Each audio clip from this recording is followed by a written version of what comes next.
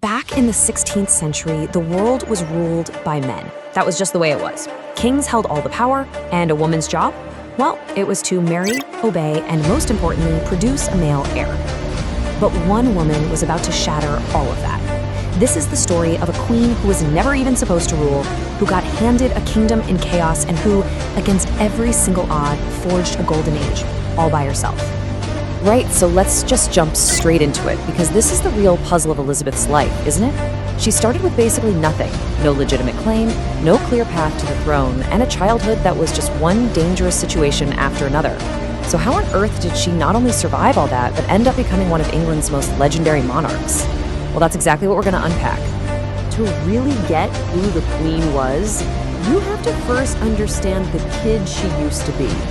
And let me tell you, her early years were no fairy tale. It was more like a masterclass in survival, set in a royal court buzzing with spies, backstabbing, and plots. And this timeline, wow, it really shows you just how intense that masterclass was. I mean, from the moment she's born, she's a disappointment because she's not a boy. Before she's even 3 years old, her own mother, Anne Boleyn, is publicly executed on these insane trumped-up charges. Right after that, boom, Elizabeth is declared illegitimate and her title of princess is stripped away. Then, as a teenager, she gets caught up in a treason plot and interrogated.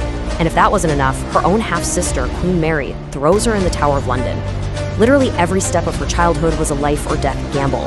This quote right here tells you everything. Even as a little kid, Elizabeth was whip smart. She wasn't some clueless child, she was paying attention to the political games swirling around her. She noticed instantly that her status had just vanished. This is probably where she learned her first and most important lesson. Power is slippery, and a title can be gone in a flash. And then came this really unsettling chapter with Thomas Seymour. Now, he was her step-uncle, a very charming, very ambitious guy who totally took advantage of her as a teenager. That whole situation ended with him being executed for treason and her getting hauled in for interrogation. The lesson she took away from that was brutal and simple. For a woman in her position, love and marriage weren't about happiness. They were political minefields that could lead you straight to the executioner. So when she finally gets the crown at age 25, she's carrying all these scars and all these harsh lessons with her. Her council, the country, pretty much all of Europe had just one expectation for her. You need to get married now. Secure the throne with an heir and hand over your power to a husband. Yeah, but Elizabeth had very different ideas. And the pressure she was under was just immense. I mean, proposals were pouring in from the most powerful men in the world. You've got Philip of Spain, who was actually her sister's widower. You've got kings from Sweden, princes from France. Every single offer was a possible alliance, sure, but it was also a potential loss. Marrying a foreigner could suck England into their wars, but marrying an Englishman could spark a civil war at home. For Elizabeth, every single choice was a trap. And so she drops this bombshell. This wasn't just some clever line to get out of it. This was her completely rewriting the job description of a queen.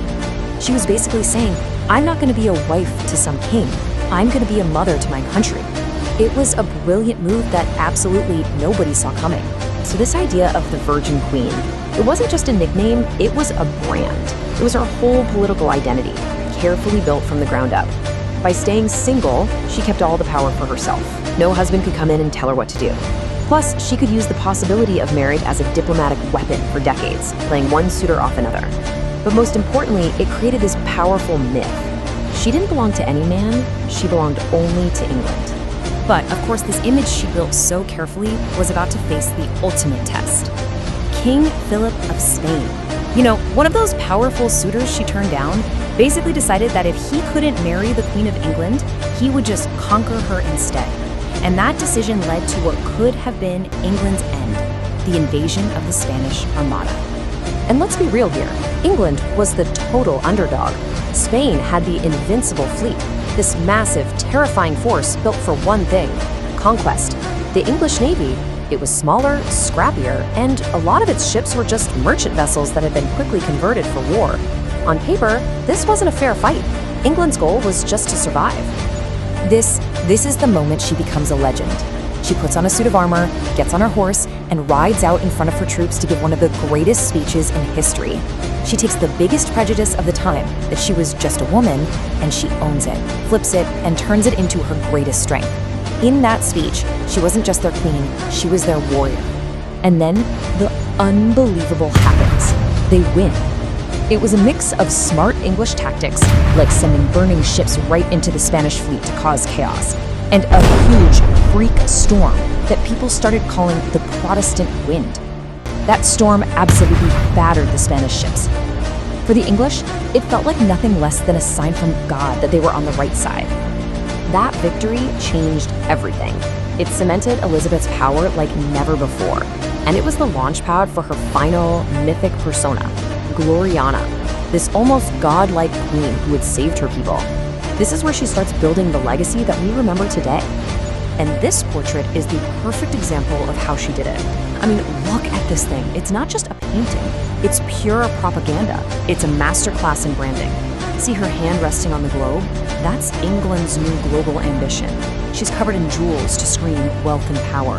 And get this, she's in her 50s here, but she's painted to look ageless, like a goddess, a symbol of stability that will last forever. Every detail is sending a message. All that stability she fought so hard for, it unleashed this incredible explosion of culture. This was the age of Shakespeare and Marlowe, the time when Sir Francis Drake was sailing around the world. Art, poetry, exploration, it all flourished, building this powerful new sense of English identity. And that's what we now call the Elizabethan Golden Age. 44 years. Now, just think about that number in context. Think about what came right before her, the total chaos of her father Henry VIII, the religious fanaticism under her brother Edward, and the violent persecutions under her sister Mary. Her 4 decades on the throne weren't just a long reign, they were a lifeline. She gave England the one thing it was desperate for, stability.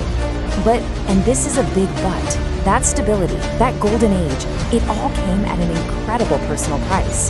Her complete devotion to being queen meant she never married, never had children of her own. She chose the crown over a family. And so, when she died, the great Tudor dynasty, the very thing her father had torn his kingdom apart to secure, died with her. So Elizabeth proved, without a doubt, that a woman could rule with the strength and cunning of any king, completely changing the game. Her legacy is this incredible golden age. But it leaves us with this really tough question, doesn't it? What's the real legacy of a queen whose greatest triumph for her kingdom was also her deepest personal